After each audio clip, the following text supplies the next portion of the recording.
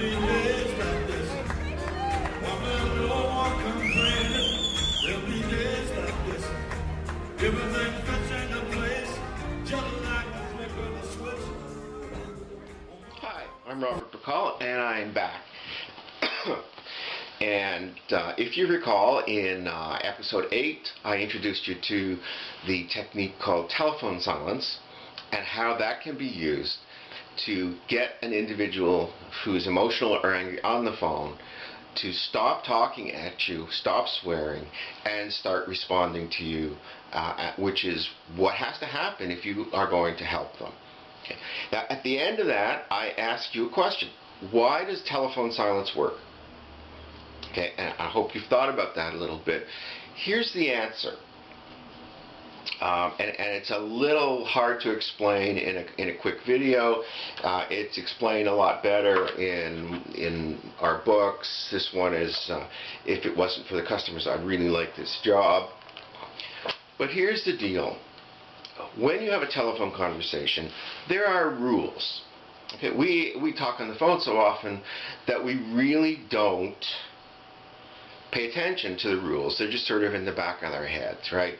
And one of the rules is that when one person is talking, the other person makes some kind of acknowledging noises. They say, yes, yeah, that kind of thing. And the reason that's part of the telephone interaction rules, of course, is that unless you make those noises, the individual doesn't know that you're there. So think of it as a game. We're going to come back to this concept of the communication games that have rules, because it's going to explain why all of our other techniques work. Okay, so you've got this rule, okay, that when someone talks, the other person listens but makes noises. Now here's the key point.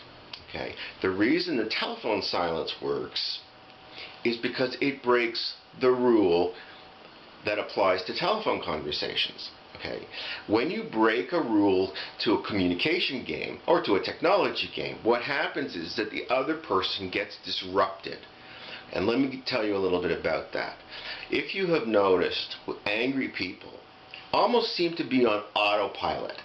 You know, and when you interrupt them, they start back. It's like they have a little tape in their head that they just sort of tweak and modify, a little script, and it just runs off, and they're not really thinking much about what they're saying. Okay, there is a sense of semi-automatic talking here. Okay, and in a rant, you can see that. It's just, they don't even necessarily make sense. It's just coming out, right? They're not thinking very clearly, and so on and so forth.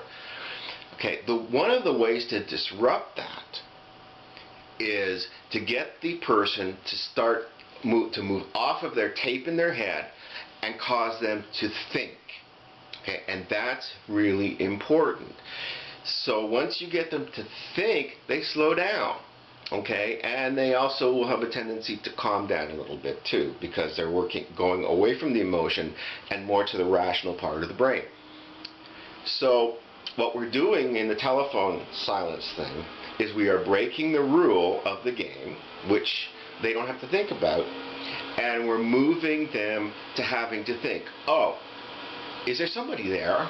Maybe I'm wasting my time. Okay, once you get them thinking, that's a good step. Okay, now we have a number of other techniques that serve this purpose, and they're kind of control techniques, and when we talk about the CARP system, I'll explain it a little further. But that's how it works. You are breaking out of the game of this particular angry communication.